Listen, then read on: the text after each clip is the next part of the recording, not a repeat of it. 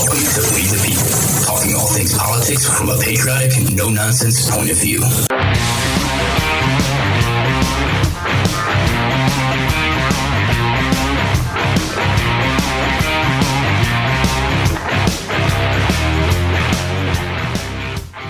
Hey everybody, welcome back to We the People. As always, I'm your host, Skyler the Patriot.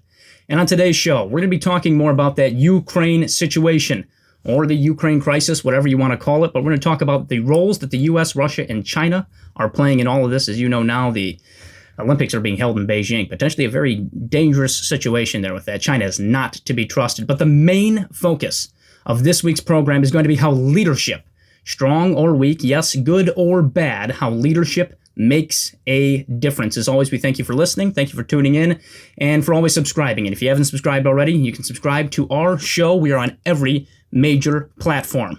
Always do appreciate your support and your listenership. So, another great episode of We the People coming your way, guys. So stick around and let's get after it.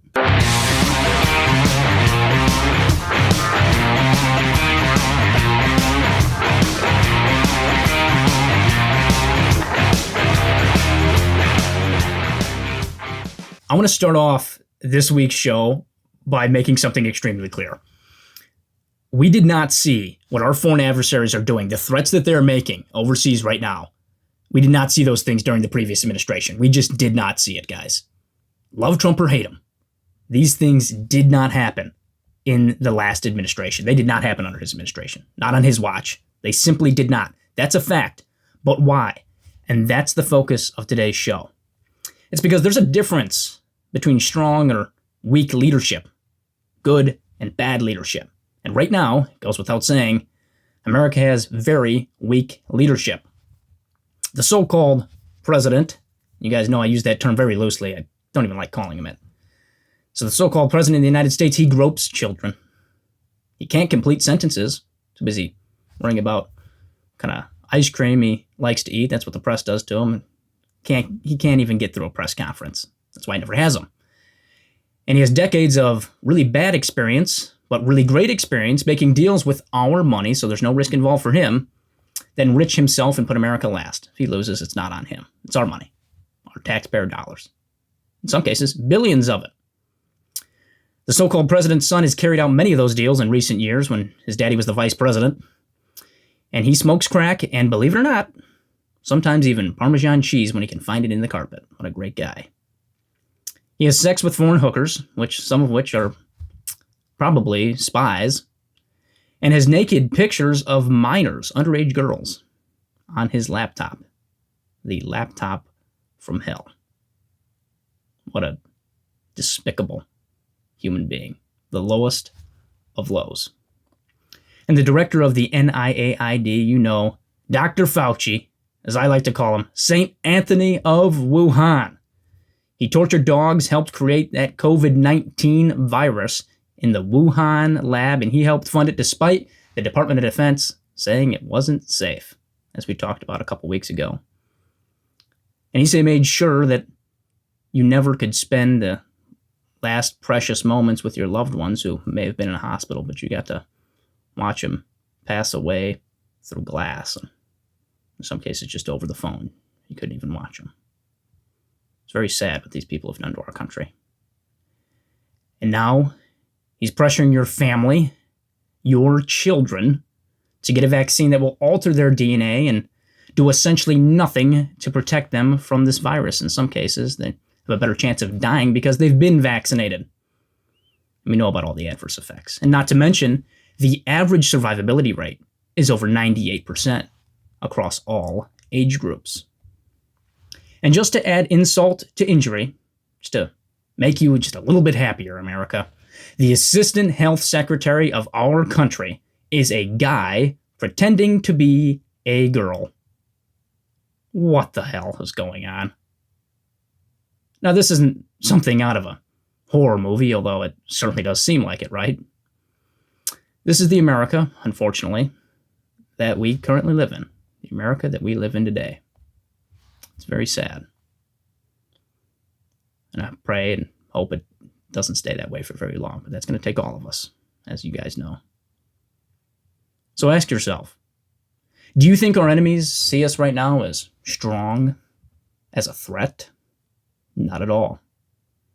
Or rather, do they see us as weak, as stupid, and as vulnerable right now as a nation?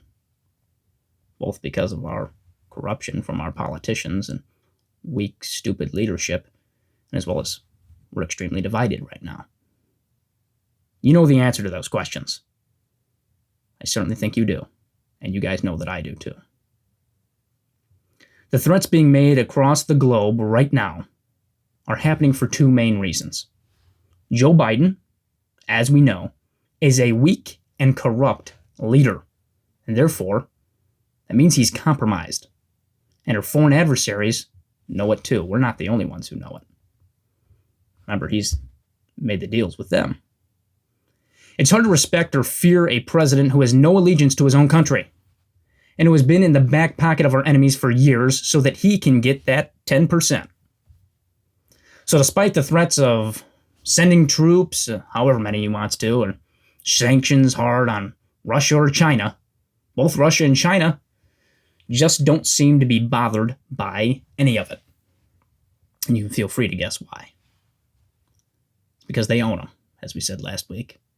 They do not fear Joe Biden because they own him. He has made the deals with them and has sold our country out. And early on in Biden's presidency, when asked about Vladimir Putin, well, like the smart individual that he is, he called Vladimir Putin a killer for no reason. And that's something that the Kremlin had described as, quote, nothing like it in history. They said nothing like that in their history was ever seen or heard before, calling their president a killer. Wow. They went on to say that it was clear that Biden definitely does not want to improve relations with Russia, and that the relationship between the two countries is now, quote, very, very bad. And when asked how it can affect relations moving forward, the Kremlin's spokesperson had said that it is absolutely clear how this affects our relations, and said nothing more after that. That's certainly not good. It's not good leadership on our end. Seems like Russia wanted to just at that point completely cut us off. And Putin had said, well, to Biden calling him a killer, he had responded back and said, well, I wish him good health, and I'm not naive to what he does in his country. Wow. Well, good job, Joe. On behalf of all of the people you are supposed to be representing here in the United States, congratulations. You really did it. You successfully pissed off, early on in your presidency, a world superpower led by an ex-KGB official. Congratulations, Joe. You are really, really the leader that we all wanted. What a safe and great foreign policy. We salute you. But that's exactly what you don't want to do or cause. But it's no epiphany that Biden is an insert expletive. And I mean that in the strongest sense of the word. The only reason I won't say it, the actual word, is we have kids watching. But you guys, you know how just absolutely stupid and ignorant this guy is. And you know what really annoys me with Biden? And I've talked to so many people about this. He's both cocky and corrupt, which makes him a really, really annoying guy. You see the way he sits back and kind of smirk and look at the camera after a, as you could call it, press conference, if that's even what you want to call it. And the press is like, excuse me, Mr. President, can we get a word in? And they're like, thank you guys, thank you, bye, yeah, get out, yeah, go away. It's because for years, these people have felt like, especially Joe Biden, has felt like they just don't need to answer to us. But this situation right now, these threats, we did not see these under President Trump. We did not. Why? Because we had strong and smart leadership. Seems like for once we did in modern history. And Russia had strong leadership as well. That certainly hasn't changed. And because of that, we had a very, very different relationship back then. You can see it for yourself right now. Guys, roll the tape. Putin and I have been discussing various things, and I think it's going very well. We've had some very, very good talks. We're going to have a talk now, and obviously that will continue. But we look forward to a lot of very positive things happening for Russia, for the United States, and for everybody concerned. And it's an honor to be with you. Thank you. Thank you. Thank you, sir. Уважаемый господин президент, мы с вами несколько раз разговаривали по телефону. Your Excellency, Mr. President, we spoke over the phone with you several times. И по очень важным вопросам двусторонней повестки дня и международной. On very important bilateral and international issues. Конечно, телефонных разговоров недостаточно. Well, phone conversation is never enough, definitely. Если мы хотим решать вопросы позитивные двусторонней повестки дня и наиболее важные острые вопросы международной повестки, то, конечно, такие встречи лично необходимы. But if we want to have positive developments in bilaterals and be able to resolve most acute international topics and issues, definitely we need personal meetings. Я очень рад с вами познакомиться, господин президент, и надеюсь, что, как вы сказали, наша встреча принесет позитивный результат. I'm delighted to be able to meet you personally, Mr. President, and I hope, as you have said, our meeting will yield positive results. Good news for us in the US. Yes. Thank you. Thank you.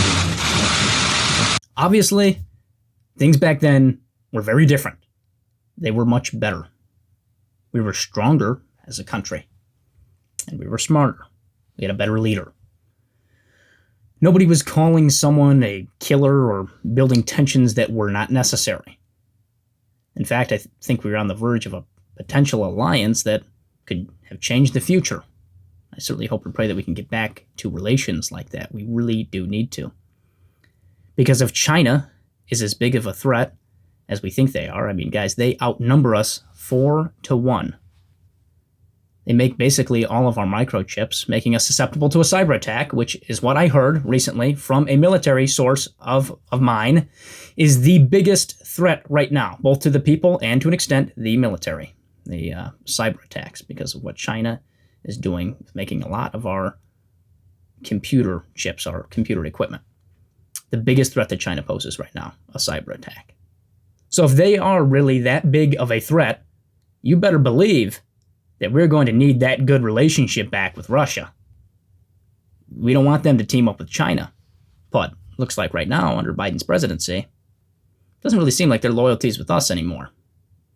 They're starting to get better, a lot better, as you saw in the video, under President Trump. It's trending that way because, in my opinion, I think Putin doesn't like Biden, is I think he knows exactly what Biden is, what he's all about. He knows that Biden is weak and that he has no pride, no loyalty, and no honor. Something that a strong leader like Vladimir Putin would really look down to, but something he would really look up to with President Trump. But those are the traits that make a good leader. Strong, courageous, loyal, pride and dignity, smart. It makes a leader both respected by all and disliked by only those who wish to do him, his country, and his people harm. Under President Trump, China really disliked America. We saw those tensions, and they felt far less comfortable than they do now. I wonder why. But it's a good thing that they felt uncomfortable and that they disliked us then. I mean, we want to get along with everybody, but we just know China just simply does not like us. The Chinese Communist Party does not care about us at all. And that's why it's a good thing that under President Trump's strong leadership, they feared us. They didn't feel comfortable. They were squirming. They disliked us then because we had strong and smart leadership and finally had a leader in this country that put America first rather than his own pocketbook. But don't get this confused. They still dislike us. They just don't fear this current administration like they did the last. America went from having a leader who had pride, dignity, respect, loyalty, and yes, honor, to a leader now that lacks absolutely all of those things. He's the exact opposite. We now have a leader that's more of a shapeshifter, if you will. A liar to you and me, to the world. And a leader that has proven time and time again to all of those around him, to all of us, to all of our foreign enemies, that he can be bought out, and our country can be bought out under his watch, to the highest bidder. And that is why China, right now, is our biggest foreign threat. We have political leaders, guys, who act more like international businessmen rather than representatives for the people. Think about that. Do they serve their own interests more or ours? But look no further than Biden's family involvement in Ukraine, like we've discussed many times on this show. Like last week, showing you the video of his quid pro quo. Right there on video. Nothing's done about it. And as you know, too, his son's business deals with no experience and lots of money coming into him and his family when his dad was vice president. Yet now all of a sudden, Joe Biden wants to be the hero of Ukraine. He wants to be the guy who finally takes on Russia and stands toe-to-toe with Vladimir Putin. It's like watching Rocky IV all over again. This is absolutely stupid. Because there's no reason for it. And now he's sending our brave and courageous men and women in uniform, over 3,000 of them, to Europe, all around surrounding Ukraine. Why? And that's just the beginning of it. He's, as you know, he's threatened to send over 8,500 of our troops, which that, as we know, that number is a lot higher than that. But worse yet is our relationship with China. I'm not buying into this whole we should hate Russia thing. I'm going to give you an example right here. We believe in the same God as majority of, our two countries. That's a lot of times what wars have been over in history. I don't really see a reason for that. I don't see why we shouldn't be able to get along with Russia. Just to prove it, again, why did President Trump have such a great relationship with Vladimir Putin then? Why were the threats not being made while Donald Trump was the president? But China is our biggest threat right now. And they were, besides our own tyranny here in our own country, under President Trump. They were our biggest threat back then. I think they have been for a while. We know that Representative Eric Swalwell, the guy who had said that if the government deems that the gun owners are getting what they call out of line, then he'll just go ahead and nuke us. That was Eric Swalwell. We know that he likes to date Chinese spies. Wow. So that's great. One of our own U.S. representatives is involved in relationships with Chinese spies. Remember? Fang. But how about Nancy Pelosi? She's corrupt. And again, I want to just make this clear. We are going to continue as an organization, and here on this show, break down all of this information and go after every single one of these people who has sold out our country. Sold out we the people. We're going to continue to expose them moving forward and just expose all of their corruption. But Pelosi, we know she's not just dirty. Her family, they're not just dirty in Ukraine or in Central Africa, all over the world, like we talked about before, sending $13 million of COVID aid to Russian and Nigerian hackers, because that makes sense. But also, you guessed it, China, corrupt there. Her loyalty too, like Biden, like many others, is to her own pocketbook, to what makes her family rich.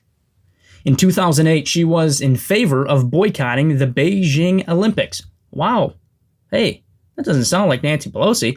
Certainly not by today's standards. In fact, what she had said now mind you, China is now a bigger threat now than they were in 2008. She says, okay, if you're going over to participate in the Olympics, we wish you luck, and whatever you do, don't talk bad about China because things could be really bad.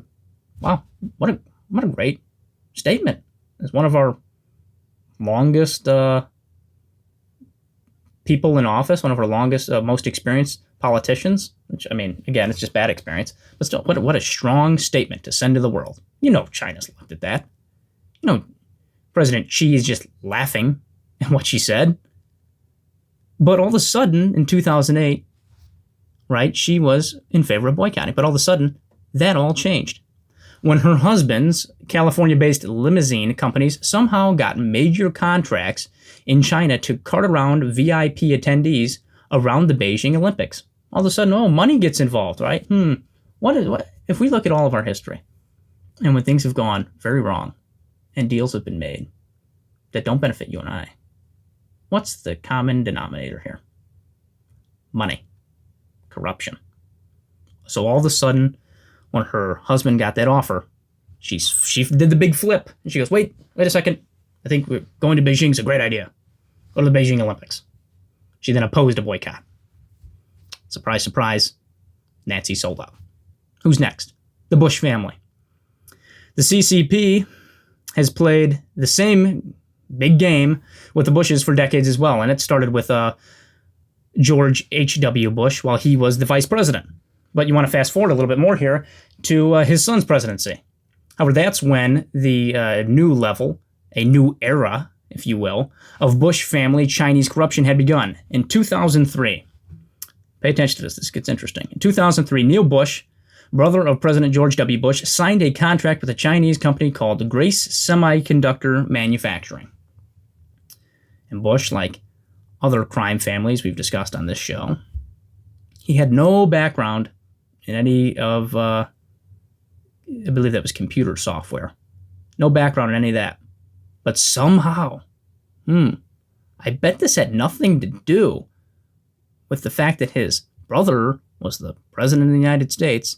Somehow he was raking in over $400,000 a year for signing a contract with Grace Semiconductor Manufacturing. Look it up. It's interesting. But Neil Bush, to this day, remains a regular contributor to Chinese state-run media, where he can be found attacking the tariffs that former President Trump placed on Chinese goods. Remember, we had strong leadership then. That was the smart thing to do. And as well as Neil is calling for closer and closer ties between China and the U.S. I wonder why. But it has nothing to do with the 400,000. Again, why would we think that's a good idea when China is clearly not our friend? But that's the key, guys. China's not our friend. You and I, the American people. But it happens to be the friend of a lot of our politicians, it seems like now. But Jeb Bush also has ties to China, with at least 9 Chinese nationals linked to Chinese government-connected front groups having aided his 2016 presidential run by making considerable donations to super PACs, which then he benefited from. Interesting. Very interesting. Certainly a lot of corruption in that family. A lot of things that just don't add up. Maybe that's why they're such good friends. You always see them in videos. Remember the creepy video in D.C. when George Bush was walking around some of the monuments with Obama and Clinton? Maybe that's why those families are so close. They're just crime families. Just Washington swamp creatures, guys. And then we have, lastly, everyone's favorite, Joe Biden. Arguably, the most startling thing that was uncovered regarding U.S. government officials' corruption in China is that Biden's family, and we mentioned this last week on the show, that while he was vice president of the United States and continuing when he became president, received over $31 million from Chinese individuals who were directly linked to the highest levels of Chinese intelligence. This was the guy who was the sitting vice president. And then later on, these deals continued up until the point of when he was becoming the president of the United States. You want to talk about corruption? In fact, guys, that goes beyond corruption. That's so bad at that point. This is a national security threat. Who is his allegiance to? It's not you and I. And now the global threat that China poses is the highest it has ever been. Biden's weakness and subservience to the Chinese government has enabled them to basically walk into Taiwan without facing any U.S. backlash at all if they wanted to. Has made us more dependent on them for energy and trade. And under President Trump, we were energy independent. Not anymore. We're going to be dependent on Russia and China. And he's now influenced, President Xi has influenced Russia to now remove, this happened a year ago, all of their US dollar assets from their national wealth fund so that they could now increase their share of Chinese yuan. That is very bad for the United States in terms of our relation, both governmentally speaking, economically speaking, with Russia. Again, why? Bad leadership. So right now, China is basically, very obvious at this point, China's playing 4D chess right now, and Joe Biden's sitting back going like, okay, when do I get to have my next fortune cookie? Because I had my son make another business deal for me with the Chinese. I mean, Biden opens up the fortune cookie and goes, Joe, a great 10% financial prosperity is coming your way. It's literally that bad. This guy just sits back and goes, nope, we're just gonna go ahead and make deals. It's a free for all. He opens up the fortune cookie. That's what it says. Yeah, no, go ahead, throw it up. It's hilarious. But it's just, yeah. Good job, Joe. I really don't know what else to say other than that.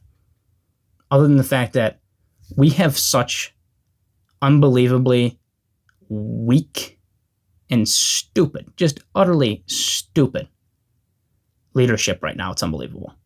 And you know what? I kind of want to rephrase that. It's not necessarily, it's stupid for us, but for them, they know exactly what they're doing. The deals that they're making, using their families and their positions in government to make themselves extremely, extremely wealthy. And the point here is this. We have politicians, like I said, that are acting more like international businessmen than they are our representatives. They're selling us out to the highest bidder and making decisions that serve their own interests, which consequently are serving the interests of countries other than our own, some of which are our enemies. We know they do not have our best interest in mind. There is no reason for us to be sending our troops. And I want to make this so clear, because these are our soldiers. These are our men and women, brave men and women, our heroes. There's no reason for us to be sending our troops over to Europe right now. No need for that buildup. Ukraine has made that very clear. You know what? If it comes down to it, and we need to go there, and we see that it is in our best interest, in our people's best interest, America first rather than America last, in that case, then maybe we get involved. No reason for it right now. But that level of thinking, which seems very obvious to you and I, that would take a smart leader who has strong leadership and values the interests of his own country, his fellow countrymen, America first, over his potentially corrupt finances, his own financial interests. But we had that, America. We had a strong leader. We had a smart leader. That's what we had. We do not have it anymore. That's very clear. We can have it again, though. Believe me when I say that. But that's going to take all of us to get involved, all of us to take a stand, to network, to mobilize, to get involved at the community, the state, the regional, the national level, as fellow patriots, as we always talk about on the show and our organization. I believe that we can do it. I believe we can have strong leadership again. Leaders like you and I. Leaders like the next generation. What do we want our country to become? And there's a final point here that I want to leave you with. And it involves our history. And when our country had a very great leader, which just so happens to be his birthday weekend. So, God bless you, Mr. President, and happy heavenly birthday, sir. He was arguably one of the best. So, on the topic of Russia, if you want to know how to handle Russia and how to win with them, look no further than President Ronald Reagan. Did it take a while for us to defeat the Soviet Union? You bet your butt it did. Absolutely it did. But he sure as heck got it done. He was the only one who could. Those that came before him, they feared Russia. And they told our people that we should live in fear of the bomb. And in fact, one of them, President Jimmy Carter, had the KGB spy on President Reagan. What a great guy. Having people spy on a strong, conservative, Republican president who put the people first and didn't stand for corruption. That should sound very familiar. But President Reagan, he did the exact opposite as those that came before him. He kept our spirits up. He said we should not live in fear of the bomb, and then he made sure that we never had a reason to live in fear of the bomb. He committed himself, our military, and our people to a common goal: to stop the spread of communism. There was no alternative path forward. That is what we were going to do. 100% we were going to stop the spread of communism and the Soviet Union. No other option. And he worked to unify us around that common goal. And for the Soviets, he made sure that their path forward would be an extremely difficult one.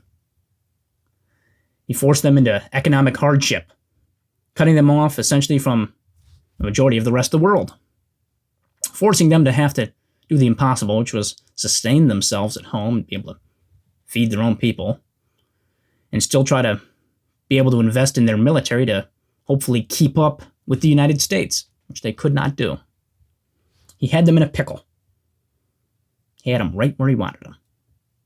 And then he told them exactly what would not be tolerated anymore, and exactly what he and America wanted.